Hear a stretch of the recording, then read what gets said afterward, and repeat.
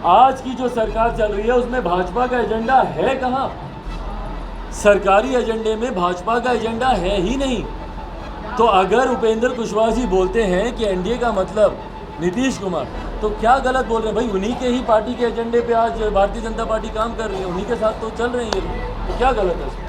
नमस्कार, news for nation देख रहे हैं आप। मैं हूं आपके साथ रश्मि। बिहार एनडीए में इस वक्त बयानबाजी का दौर चल रहा है, लेकिन इस बीच बता दें कि जेडीयू संसदीय बोर्ड के अध्यक्ष उपेंद्र कुशवाहा ने एनडीए का मतलब समझाया था और ये कहा कि एनडीए मतलब नीतीश कुमार होता है। ऐसे में आज चिराग पासवान ने उपेंद्र कुशवाहा के इस बयान का समर्थन किया है और ये कहा है कि जो कुछ भी उपेंद्र कुशवाहा कह रहे हैं वो बिल्कुल सही है, क्योंकि बीजेपी का बिहार में कोई स्टैंड नहीं है। ऐसे में क्या कुछ कहा है चिराग पासवान ने और किस तरह से जमकर हमलावर दिखे चिराग पासवान बीजेपी पर, छोड़े जाते हैं आपको उस पूरे बयान। 100 सीट, 75 सीट, 42 सीट, अब 15 सीट, आप जिस तरीके से सीटों की संख्या गिराई गई वो तो एक ऐतराज का कारण था ही। मेरा सबसे बड़ा विरोध का कारण था कि मेरे विजन डॉक्यूमेंट को, बिहार फर्स्ट बिहारी फर्स्ट, जिसमें मैंने मेहनत की, मेरे नेता अपनी अंतिम सांस तक जिस डॉक्यूमेंट की ड्राफ्टिंग करते रहे, उसको आप सरकारी एजेंडा का हिस्सा नहीं बनाएंगे। और मैं यही शिकायत मैंने भारतीय जनता पार्टी के शीर्ष नेताओं के समक्ष भी रखी थी कि क्यों आप 7 निश्चय पर आप काम कर रहे हैं, क्यों 7 निश्चय के साथ आप जा रहे हैं, जबकि 7 निश्चय एनडीए गवर्नमेंट का एजेंडा कभी रहा ही नहीं है। 7 निश्चय महागठबंधन के वक्त बना था, जब मुख्यमंत्री नीतीश कुमार जी लालू जी के साथ गठबंधन में थे, उस वक्त 7 निश्चय बना था। आज की जो सरकार चल रही है उसमें भाजपा का एजेंडा है कहाँ? सरकारी एजेंडे में भाजपा का एजेंडा है ही नहीं। तो अगर उपेंद्र कुशवाहा जी बोलते हैं कि एनडीए का मतलब नीतीश कुमार, तो क्या गलत बोल रहे हैं भाई? उन्हीं के ही पार्टी के एजेंडे पे आज भारतीय जनता पार्टी काम कर रही है, उन्हीं के साथ तो चल रहे हैं ये लोग, तो क्या गलत है? देखिए, मौजूदा परिस्थिति में बिहार में जो सरकार चल रही है वो सत्ता के लिए ही समझौता कर रही है। मुख्यमंत्री बने हुए हैं, जबकि नैतिकता आधार नहीं बनती है। तीसरे नंबर की पार्टी, जनादेश किसी के लिए भी हो, मुख्यमंत्री जी के लिए तो वो जनादेश नहीं था। आपका विरोधाभास हर विषय पर रहा है। यहीं इसमें पटना यूनिवर्सिटी में प्रधानमंत्री जी के सामने खड़े होकर मुख्यमंत्री जी ने सेंट्रल यूनिवर्सिटी के लिए मांग की थी, ठुकरा दी गई। विशेष राज्य के दर्जे की मांग मुख्यमंत्री जी करते रहते हैं, नहीं कबूल की जाती। तमाम तरीके के नियम कायदे कानून उनको पढ़ा दिए जाते हैं। वहीं विरोधाभास मुख्यमंत्री जी का पेगासस पे जांच की मांग मुख्यमंत्री जी करते हैं। जातीय जनगणना का समर्थन करते हैं जब भाजपा नहीं करती। जातिगत ये जनसंख्या नियंत्रण कानून को लेकर भाजपा की अलग राय, मुख्यमंत्री जी की अलग राय। तो तमाम बड़े विषयों पर सदन से वॉकआउट कर लेते हैं विपक्ष के साथ अग्निपथ को लेकर। तो हर विषय पर जब इतना विरोधाभास है तो साथ क्यों है भैया? कारण सिर्फ सत्ता का लालच ही है, यही एकमात्र कारण हो सकता है। नहीं तो इतने विरोधाभास के बाद तो जनता के बीच जाना चाहिए और एक नया जनादेश लेकर आना चाहिए।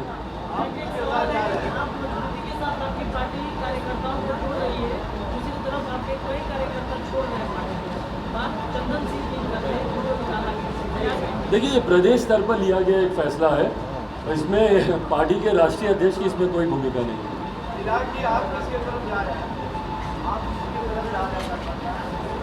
मैंने अभी इस प्रश्न का जवाब दिया, ये चुनाव के वक्त ही तय किया जाएगा। चुनाव के वक्त तय किया जाएगा, महागठबंधन का हिस्सा या एनडीए का हिस्सा। प्राथमिकता अभी अपने संगठन को मजबूत करना, प्राथमिकता गठबंधन परिस्थिति उत्पन्न हो, इसकी संभावना से ऐतराज़ नहीं किया जा सकता। पर कोई ऐसा ऑपरेशन लोटस तथाकथित बिहार में होगा नहीं, मुझे नहीं पता। पर उससे पहले मुख्यमंत्री नीतीश कुमार जी क्या किसी और ऑपरेशन की शुरुआत वो करेंगे, ये एक बड़ी चर्चा का विषय है। जिस तरीके से बड़ी पार्टी बनने की होड़ बिहार में हो गई है, भाजपा बड़ी पार्टी, पहले राजद बड़ी पार्टी, फिर भाजपा बड़ी पार्टी, फिर पुनः राजद बड़ी पार्टी।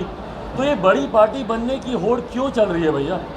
ये बड़ी पार्टी बनने की होड़ इसलिए भी हो सकती है कि जब कोई ऐसी परिस्थिति आती है, जब कोई मौजूदा सरकार गिरती है या उसके खिलाफ अविश्वास प्रस्ताव लाया जाता है, तो ऐसे में राज्यपाल महामहिम संवैधानिक तरीके से सबसे पहले जो सबसे बड़ी पार्टी होती है उसको सरकार बनाने के लिए आमंत्रित करते हैं, उनको बुलाया जाता है।